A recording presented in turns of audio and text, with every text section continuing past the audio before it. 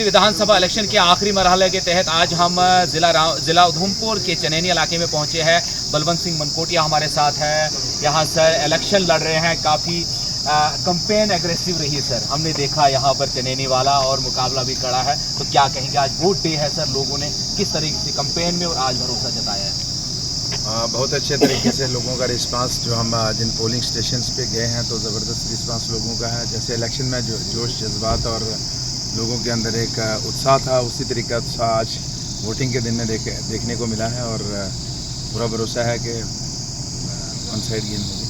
हमने भाजपा के अंदर जब आपने एंट्री किया है तो भाजपा एक नई रूप से यहाँ पर हमने देखी इस कॉन्स्टिट्यूंसी में। पैंथर्स पार्टी आपकी भी रही है सर वापसी, तो इस बार जो लड़ाई है वो खतरनाक दिख रही है सर। तो कंपेन को किस तरीके से अपने आवाम के साथ कनेक्ट किया, क्योंकि अपोजिशन वाले अलायंस सब मिला के लड़ रहे हैं सर?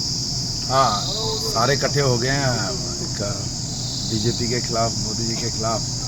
लेकिन जिन लोगों के अंदर जो है मोदी जी के प्रति एक दिल में जगह है, उसको जितने मर्जी इकट्ठे हो जाएं उसको निकाल नहीं सकते। तो इसलिए बहुत अच्छे से लोगों का रिस्पांस मिला। कैंपेन भी बड़ी एग्रेसिव रही और लोगों का स्नेह और प्यार जो मिला वो कैंपेन से ज़्यादा इम्पोर्टेंट था। तो वही स्नेह और प्यार आज भी पोलिंग बूथ पे मिल रहा है और जीत निश्चित है। अगर सर प्यार मिला है, उसकी जिम्मेदारी भी, भार भी बहुत ज़्यादा होगा सर। तो कैसे लेके जाएंगे सर आप असेंबली में अपनी कॉन्स्टिट्यूंसी के लोगों की नुमाइंदगी को, और आने वाला जम्मू कश्मीर की राजनीतिक लैंडस्केप आप कैसा देखते हैं?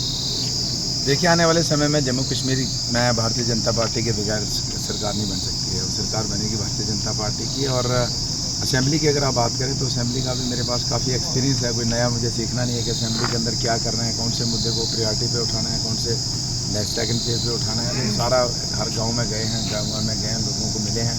हर मसले का है, मसले तो गांव में ही हैं, बिजली, पानी, स्कूल, सड़क, डिस्पेंसरी, ठीक है ना।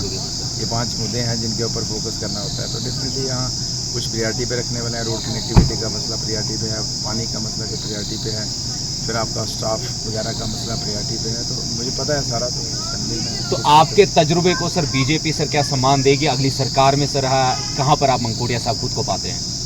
ये अभी बड़ा मैं कहूँगा कि बड़ा एडवांस में होगा इस तरीके की कोई घोषणा करना। लेकिन पार्टी यहाँ भी हमें जो भी जिम्मेदारी देगी हम उसको बढ़िया तरीके से निभाएंगे। चलो, ऑल द बेस्ट सर। बहुत शुक्रिया हमसे बात करने के लिए। तो बलवंत सिंह मनकोटिया थे, भाजपा के उम्मीदवार है कॉन्स्टिट्यूंसी से। यहाँ पर उन्होंने बड़े एग्रेसिव तरीके से कैंपेन में हिस्सा लिया।